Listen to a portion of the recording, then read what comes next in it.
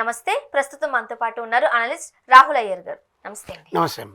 రాహుల్ గారు, game changer cinema చూసి వచ్చారు మీరు. అవును. ఓకే, సో ప్రస్తుతం ఉన్న న్యూస్ అయితే నేను చెప్పేస్తా. ఫ్లాప్ కూడా కాదు, అట్టర్ ఫ్లాప్ అంటూ ఒక న్యూస్ అయితే బయట తిరుగుతుంది.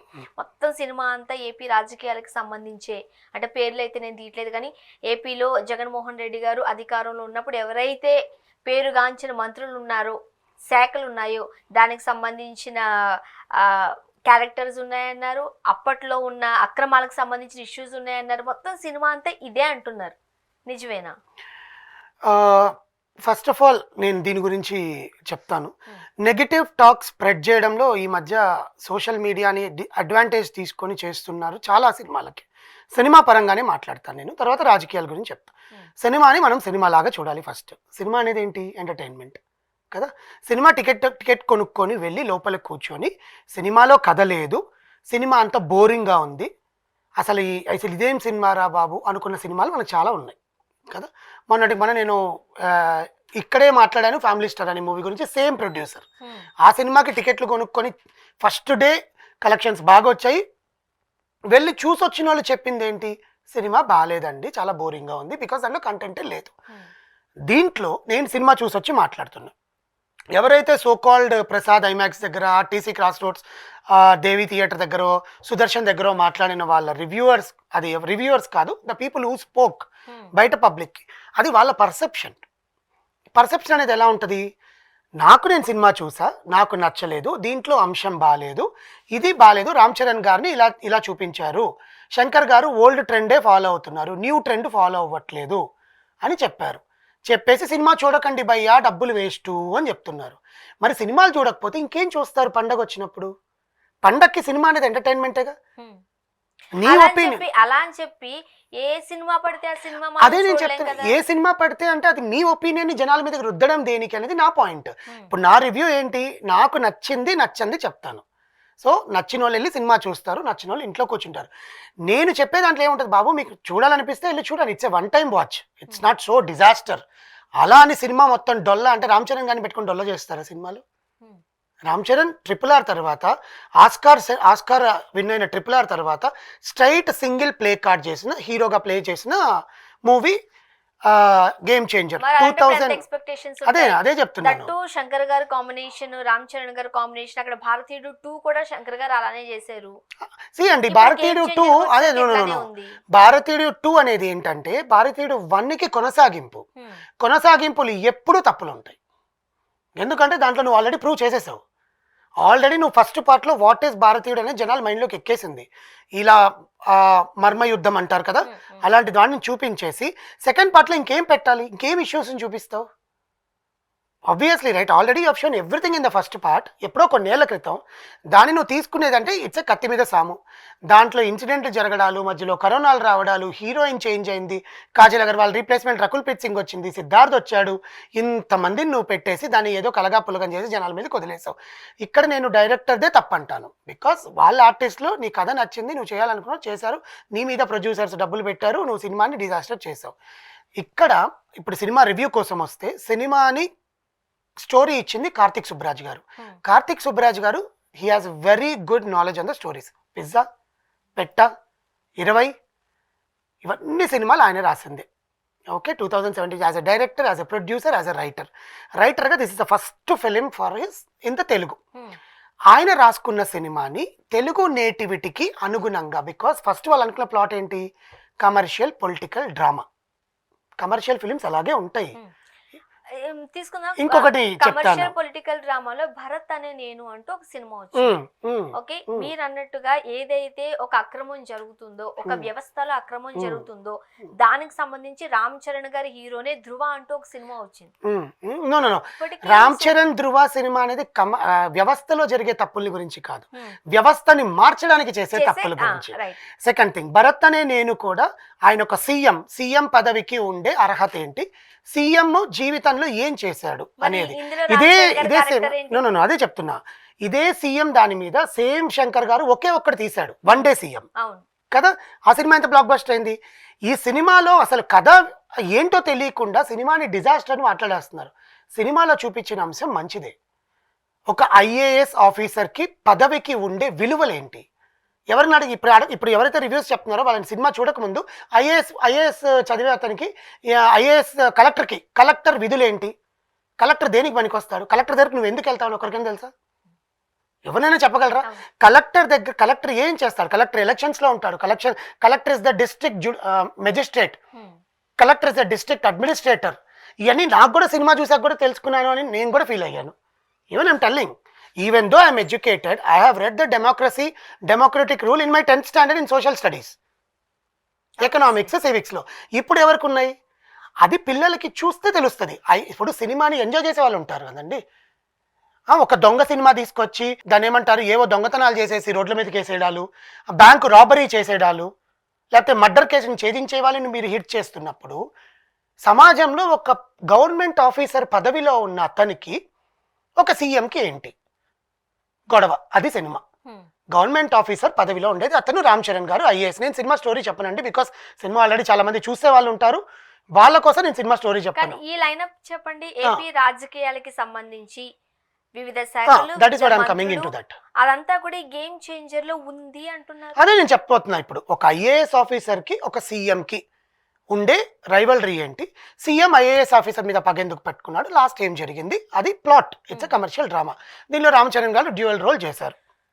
Okay, first Ram Charan IAS officer, వాళ్ళ ఫాదర్ వచ్చి ఒక కుగ్రామంలో ఉండే ఒక జాతి తెగకు సంబంధించిన ఒక ఫ్యామిలీ. ఓకే, దీంట్లో రాజకీయాల్ని విలీనం చేస్తుంది మనం. ఫర్ ఎగ్జాంపుల్, ఇప్పుడు ఏపీ రాజకీయాల్ని ఆంధ్రప్రదేశ్ గుమ్మడి రాష్ట్రంగా ఉన్నప్పుడు తీసిన సినిమా అది. వాళ్ళు చూపించిన బ్యాక్డ్రాప్ అంతా కూడా. ఓకే, ప్లస్ ఇప్పుడు 2019 to 2024 మధ్యలో జగన్మోహన్ రెడ్డి గారు వైఎస్ఆర్సీపీ హయాంలో జరిగిన అన్యాయాలు ఏవైతే ఉన్నాయో అవి నాకు రాజకీయం గురించి కొద్దో గొప్ప తెలుసు కాబట్టి నేను దాన్ని ఏమంటారు పరిగణనలోకి తీసుకొని, అతను చేసింది కదా, ఇది ఇతను చేసింది కదా అని నేను మాట్లాడతాను. అసలు రాజకీయాలకు సంబంధం లేదు. ఎక్కడో ఒక జాతి వాళ్ళు ఏదో ఒక సింగిల్ స్క్రీన్ థియేటర్స్ ఉంటాయి కదా ఊర్లలో, పల్లెటూళ్ళల్లో పండగ వస్తే పిల్లల్ని తీసుకొని సినిమాకి వెళ్తారు కదా, వాళ్ళకి రాజకీయాలు తెలియవు. వాళ్ళకి ఏం తెలుస్తుందంటే ఈ సినిమాలో చూపించిన అంశాలు, బియ్యం ఎలా కొనాలి, ఎందుకు చచ్చిపోతున్నారు బియ్యం, అన్నం తిని చచ్చిపోయిన వాళ్ళని మనం చాలా న్యూస్లు చూస్తుంటాం కదా, ఆ బియ్యం ఏంటి ప్లాస్టిక్ బియ్యం అమ్ముతున్నారని చెప్పి అప్పట్లో మనం చూసాం. దాని గురించి ఒక సీన్ ఉంది. ఇంకోటి ఇసుక మాఫియా, ఇంకోటి మైండ్లు, ఎలాగా జాతులనంతా తెగలనంతా ల్యాండ్స్ అన్ని తీసేసుకొని మైన్స్ చేయడము అనేది. ఓకే, ఇవన్నీ ఎడ్యుకేటెడ్ పీపుల్ అయితే వీళ్ళు రిలేట్ టు ఏపీ. వాళ్ళని తీసుకొచ్చి వాళ్ళ కూటమి కాబట్టి మా బాబాయ్ కోసం అబ్బాయిని పెట్టి సినిమా తీశారని మాట్లాడేస్తున్నారు. మరి తెలియని ప్రజలకి బయటకు వెళ్ళి ఈ బియ్యం ఇలా కొనుక్కోలేమో, నిజంగా మేము ప్లాస్టిక్ బియ్యం పెడుతున్నామేమో ఆ పిల్లలకి, గవర్నమెంట్ ఇలా చేసిందా అని తెలుస్తుందిగా. అది ఇన్ఫర్మేషనేగా. మా ఇంటి ముందు ఇసుక, ఇప్పుడు ఇసుక అనేది భూమిలో నుంచి వచ్చింది, ఎవడో తీసుకొచ్చి అక్కడ వెయ్యడు కదా, దాన్ని తీసుకుని అమ్ముకుంటున్నాం. అదే వాళ్ళ ఇంటి ముందు నుంచి ఏదో ట్రక్లో వెళ్తుంటే గవర్నమెంట్ ఏమైనా రోడ్లు వేస్తుందేమో అనుకుంటారు ఇంట్లో ఊర్లలో ఉండేవాళ్ళు. వాళ్ళకి తెలియదు ఏంటి అది అమ్ముకుంటున్నారు అని, అది తెలుస్తుందిగా. లోకల్ పోలీస్ స్టేషన్కి కంప్లీట్ చేయండి, ఎవరైనా ట్రాక్టర్లు లారీలు వస్తే మీరు కంప్లైంట్ చేయండి, ఇలాంటివి జరుగుతున్నాయి, దందా జరుగుతుందని ఒక ఇన్ఫర్మేషన్ ఇచ్చారు. ఈ ఇన్ఫర్మేషన్ని పాజిటివ్గా తీసుకుంటే సినిమా పాజిటివే. మెసేజ్ ఓరియంటెడ్ అనేది తీసుకునే దాన్ని బట్టి ఉంటుంది. ఇప్పుడు సినిమాకి వెళ్ళి మేము ఎప్పుడో భారతీయులో చూసాము, మేము భరత్ అనే నేనులో చూసాము, మేము మహర్షిలో చూసాం, మేము ఇంకొక XYZలో చూసాము, ఒక్కొక్కరిలో చూసాము, అప్పుడు కూడా సమాజాన్ని ఇలాగే ఆదుకున్నాడు అని మాట్లాడే వాళ్ళకి cinema నెగిటివే.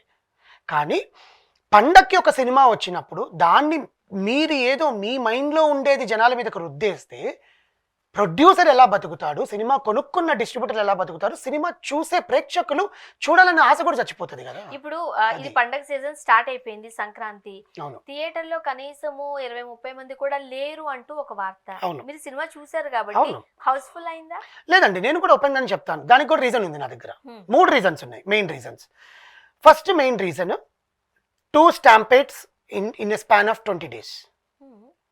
One is Allu Arjun గారి పుష్ప, రెండోది తిరుమల స్టాంపేడ్ కదా.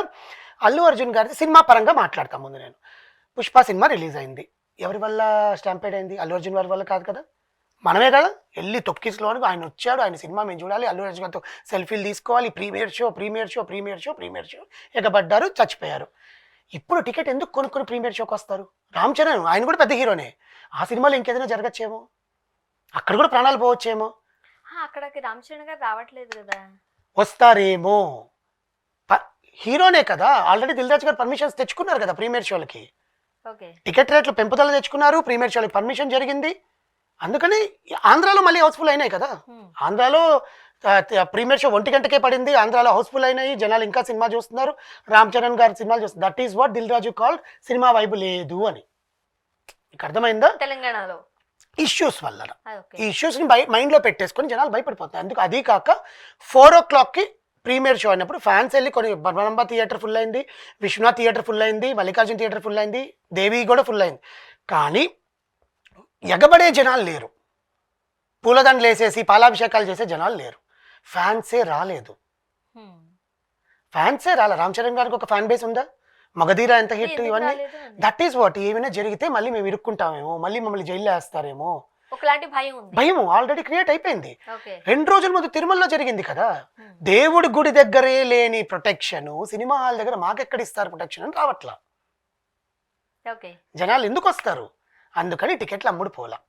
రెండోది బాయ్కాట్ పుష్ప అని వాళ్ళ ఫ్యాన్స్ ఎవరో అన్నారంట, బాయ్కాట్ గేమ్ చేంజర్ అని వీళ్ళ ఫ్యాన్స్ అంటున్నారు. దీనివల్ల నెగిటివిటీ. సోషల్ మీడియాని నేను స్టార్టింగ్లో కూడా అదే చెప్పా, సోషల్ మీడియాని అడ్వాంటేజ్గా తీసుకొని మీ వైరాన్ని జనాల మీదకు రుద్ది ట్వీట్లు పెట్టి, పోస్టులు పెట్టి, మీములు పెట్టి సినిమా అనేదే తీయకుండా చేసేస్తారు లాస్ట్ మూమెంట్లో. ఇంకెవరు చేయరు, వాళ్ళ బిజినెస్ వాళ్ళకు ఉన్నాయి, వాళ్ళు డబ్బులు సంపాదించుకున్నారుగా.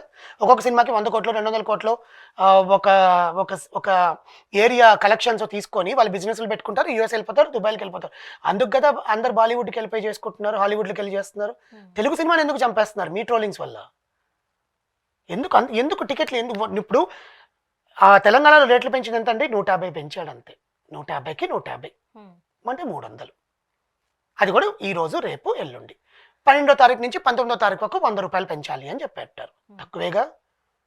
300 రూపాయలు పెట్టి సినిమా చూసే అనుకున్న ప్రేక్షకులు కూడా మీ ట్రోలింగ్స్ వల్ల ట్విట్టర్లలో మెసేజ్లు పెట్టుకోవడానికి గొడవ పడుతున్నారు, కానీ థియేటర్కి సినిమా చూడట్లా. First point.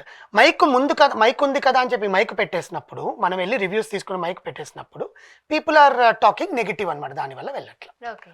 సో ఇవి రీజన్స్ అంటారు. అంతే. ఇంకొక రీజన్ కూడా ఉంది, అదేమంటారు, పీపుల్ పండగ ఈరోజు సంక్రాంతి అండ్ దట్టు ఈరోజు వైకుంఠ ఏకాదశి, వెంకటేశ్వర స్వామి టెంపుల్స్కి వెళ్ళే వాళ్ళు ఉంటారు. సో మెల్లమెల్లగా షోస్లో కంటిన్యూ అయ్యి థియేటర్స్ ఫుల్ అవుతాయేమో చూడాలి. ఇప్పుడు ఎక్కడ చూసినా సోషల్ మీడియాలో గేమ్ చేంజర్కి సంబంధించి నెగిటివ్ రివ్యూసే చూసాను నేను. మీరు ఒక్కరే పాజిటివ్ మాట్లాడుతున్నట్టుగా అనిపించింది నాకు. సో ఈ మధ్య కాలంలో ఇలా నెగిటివ్ రివ్యూస్ రాయడానికి డబ్బులు ఇస్తున్నారు, డబ్బులు తీసుకుంటున్నారు అంటున్నారు కదా. ఇంతమంది నెగిటివ్ చెప్తున్నప్పుడు రాహుల్ అయ్యర్ ఒక్కరే పాజిటివ్ చెప్తున్నారంటే ఏంటి? నేను పెయిడ్ అనుకుంటున్నారా? నాకే ₹1 ఇవ్వలేదండి, నేనే సినిమా డబ్బులు పెట్టుకుని వెళ్ళాను. ఫస్ట్ థింగ్ ఓకే 300 పెట్టే కొన్నాను నేను. ఓకే, ఇక్కడ I have watched in normal theatre. I am not paid reviewer అండి. నేను రామ్ చరణ్ గారి ఫ్యాన్ కూడా కాదు బేసికల్లీ.